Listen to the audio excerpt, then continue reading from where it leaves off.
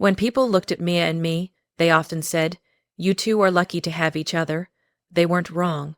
At least that's what I believed for most of my life. Our parents died in a car crash when I was just 19, and Mia was barely 16. In a single night, our lives collapsed. Relatives circled around, some offering pity, some whispering that it would be impossible for me to raise my sister.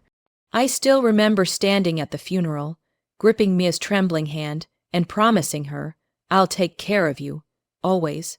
I kept that promise. I dropped out of college and worked double shifts construction, warehouses, late, night cleaning jobs, anything that could pay the bills. I sold my own dreams so Mia could chase hers. While my friends partied, I was running from job to job. While they planned trips, I planned tuition payments and grocery lists, and I never resented it. In fact, Mia was my reason to keep going. Watching her smile when she got accepted into college, seeing her wear the clothes I bought from my overtime pay, hearing her laugh at the dinner table, I thought that was enough reward for my sacrifices. We lived in our parents' old house, a modest two-story home that carried the smell of Mom's cooking and Dad's laughter. I refused to sell it, no matter how tight money became, because I wanted Mia to always have a place that felt like home. Over the years, Mia blossomed. She was beautiful, confident, and ambitious. Everywhere she went, people adored her. She had a way with words, an aura that drew people in. I often thought, she deserves more than I can give her, but at least I can give her everything I have. And then, one ordinary evening, that illusion shattered. I came home earlier than usual, hoping to surprise her with takeout from her favorite place. As I reached the front door, I heard voices inside. Mia was on the phone, her tone sharp and impatient. "Ugh, I can't wait for Dale to leave," she whispered, her voice dripping with annoyance. "Once he's gone, everything will finally be mine." I froze. My breath caught in my throat. She was talking about me. The bag of food slipped slightly in my hand, and I tightened my grip to keep it from falling. A storm of confusion and pain ripped through me.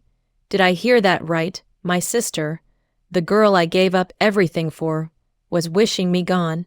I stood there, motionless, my chest aching with every beat. My heart wanted to burst out and confront her, but my mind told me to stay silent. Slowly, I pushed the door open, forcing a smile onto my face. "Hey, Mia," I called out cheerfully, as if I hadn't heard a thing. She turned, surprised for a split second, before flashing me her usual sweet smile. "Oh, hey, you're home early." I smiled back, my lips heavy with the weight of betrayal.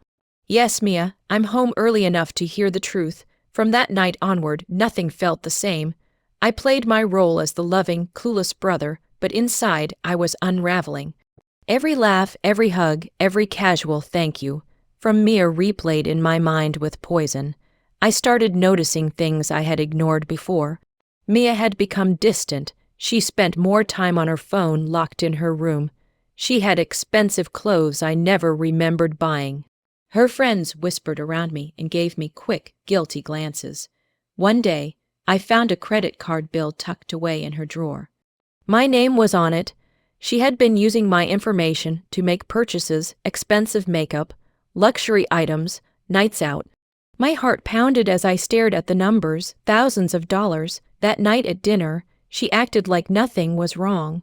She laughed, told me about her day, and asked me to pass the salt. I wanted to slam the bill on the table and demand answers. But instead, I forced a smile and handed her the salt shaker. I realized something then. Mia wasn't just careless. She was calculating. She knew I loved her too much to question her. She had been using my trust as a shield to hide her betrayal.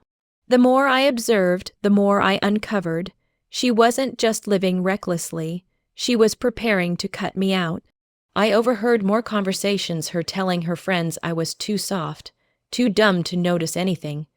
Every word cut deeper than a knife.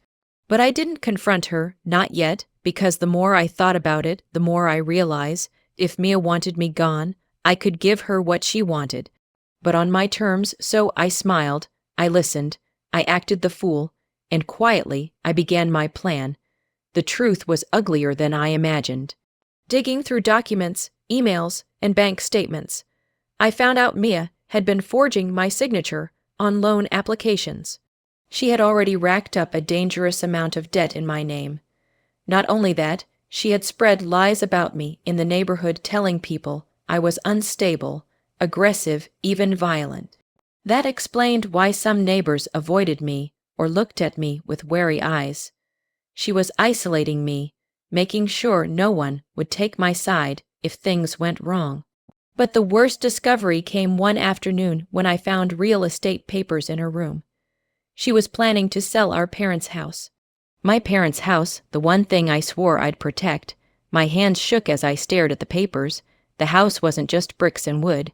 It was the last piece of Mom and Dad we had left, and Mia was ready to erase it for money. The betrayal was complete, but instead of despair, I felt a strange calmness. I finally saw Mia for who she truly was. Not the sister I loved, but the stranger who wore her face. I gathered evidence photos of the forged documents, recordings of her conversations, bank statements, everything.